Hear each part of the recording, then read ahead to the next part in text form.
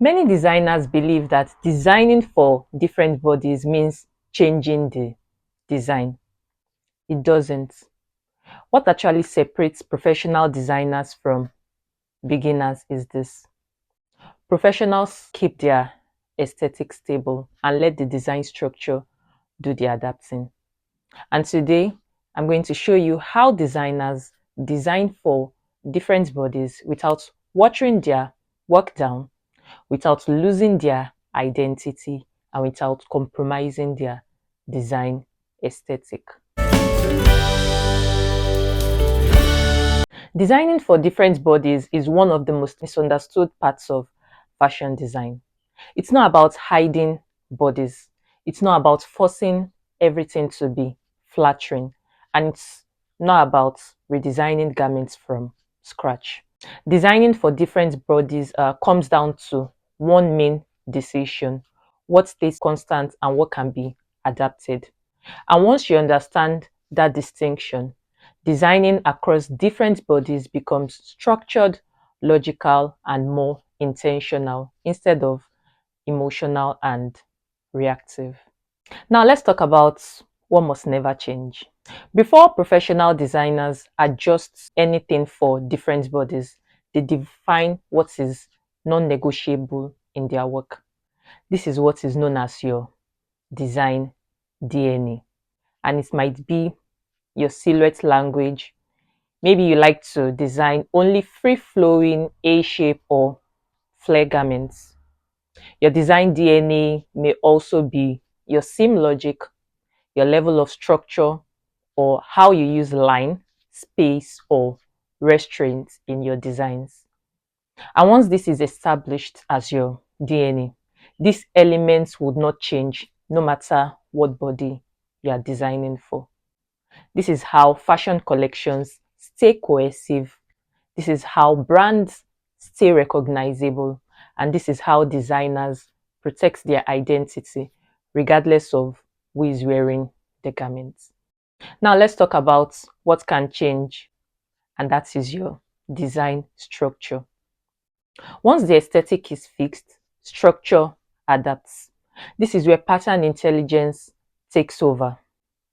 That can be moved to a different location. Panels can be redistributed. Garment lengths can be adjusted, and shaping can be increased or softened. But the design intent stays exactly the same. For example, let's say your design DNA is your silhouette and you only do A-shaped flat designs, for example.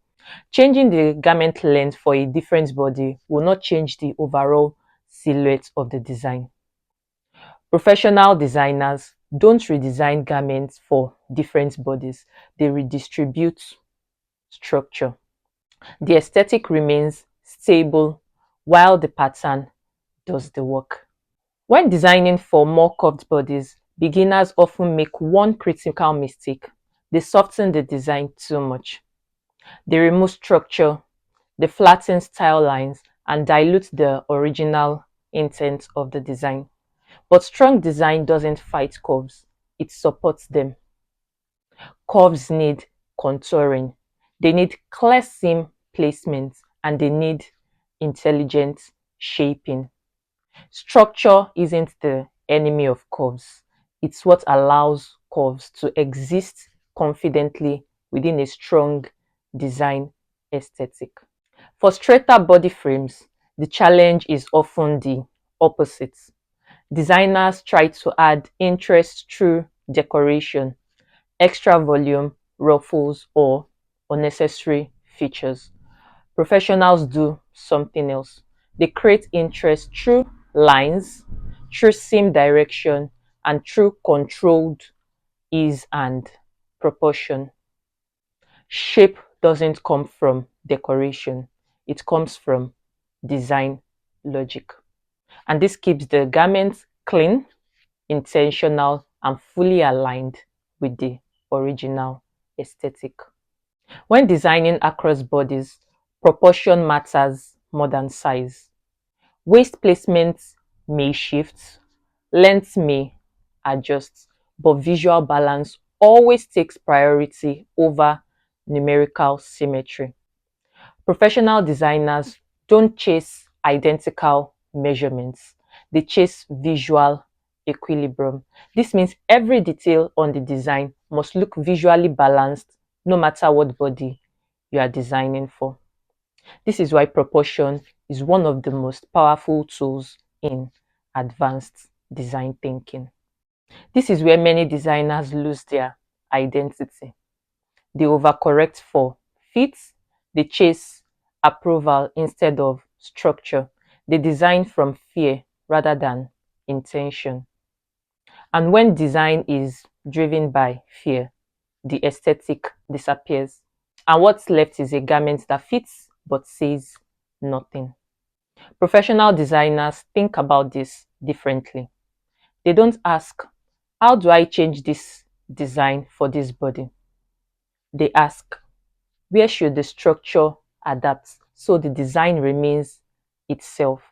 Questions like, should I shorten the dart, move the dart to a different location, or should I reduce the length, are questions put into consideration. So, same design language, different bodies, one clear identity. Designing for different bodies starts with strong foundations. And if you want to build the foundational blocks that support every design decision we talked about today, my full pattern drafting course will take you through it step by step.